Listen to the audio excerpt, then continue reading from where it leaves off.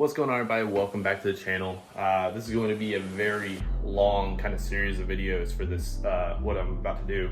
So basically we're getting started on the G37 today.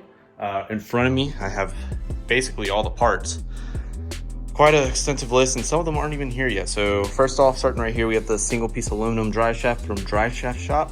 So rated for 1,000 horsepower, and it's lighter weight and single piece instead of the cast iron two-piece drive shaft that comes factory. We have the Tilton CSC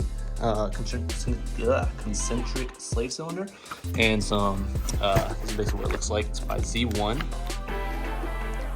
and it's an all metal CSC instead of your factory plastic and rubber booted one, which is easy to tear.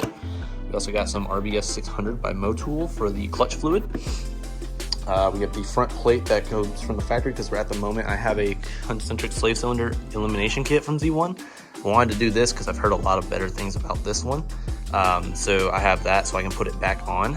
And then we have the clutch kit itself. We have another, which I currently have on the car right now, full face unsprung friction disc by Exetti, and Z1's PP2 pressure plate, which is a high clamping force.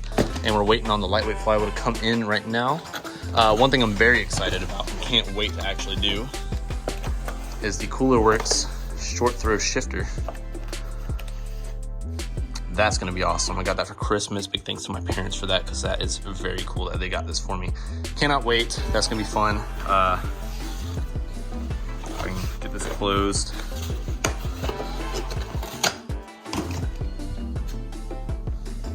Next we have the stainless steel braided brake lines that I've been waiting to go on for a long time. We have the DOT 5.1 Motul brake fluid.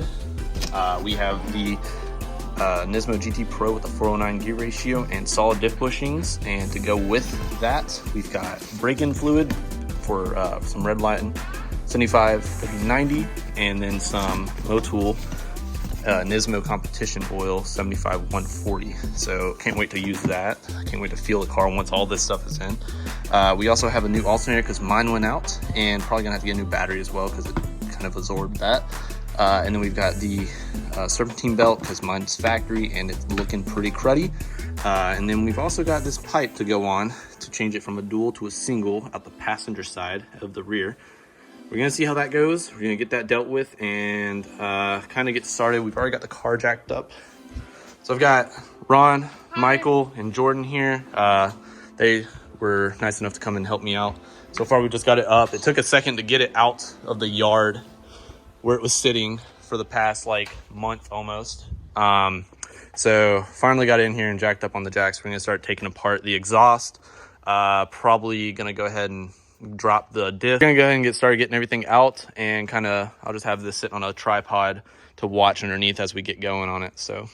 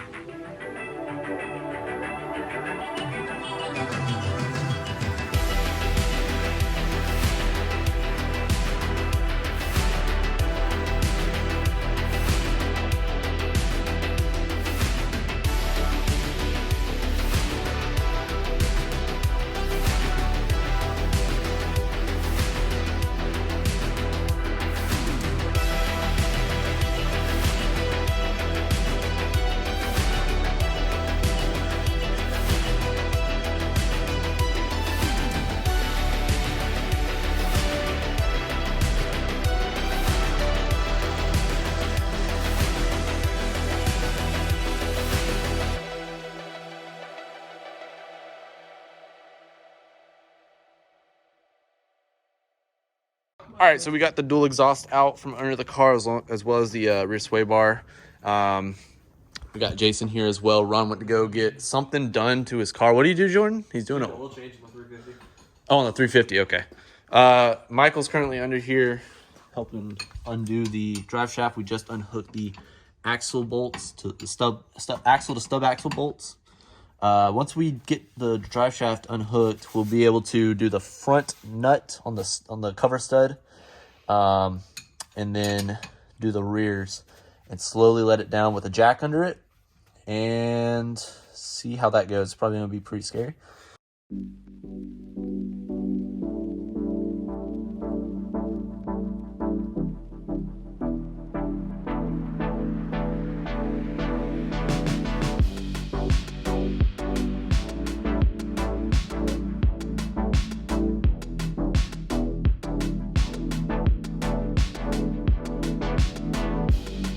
Jordan, tell me how heavy you like. Oh, it's lighter than I figured it would be. I figured this was gonna weigh like 85. Well, no, but like, all right. So you feel how heavy that is. Get used to that weight, right? How does that? Oh. You want to pick it back up? Yeah, pick it back up. Get used to that weight real quick. Yeah. It's pretty decently heavy though for like how small it looks. Right. All right, and then that is significantly lighter. Holy crap. And then puts a bend in it. you wanna pick it up? You can do it with your bare hands, just to see the. You've already felt how heavy the one was.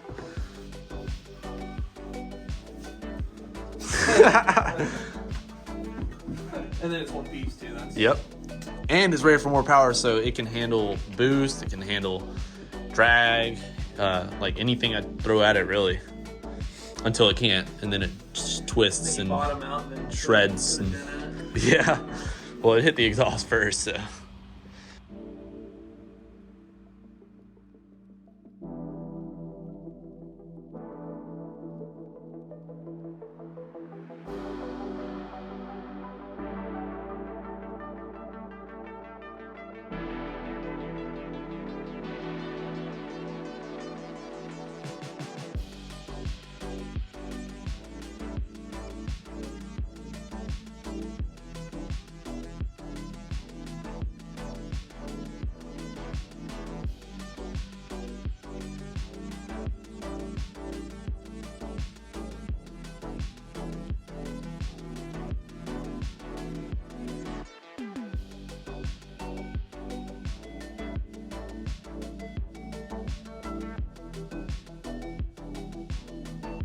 You're fucking off? Yeah. Can I be off? I'm lowering. Wait, lower this dude. See? All right. His dad broken. He ruined The diff is out. You pull it out. I'll help it slide on there, but I'm not gonna fucking crawl underneath it. You see that back bushing? That's fried on my Z. For the diff? Yeah, I know. That's the one to really go out. Yeah. That shit is fried. I got it. You sure? I Yeah. put a video. I had my GoPro back there and I gassed it. Elbow, dude. You okay? And the whole fucking diff just moved. All right, so we got the differential out. Thanks to Michael. That was a pretty smooth process.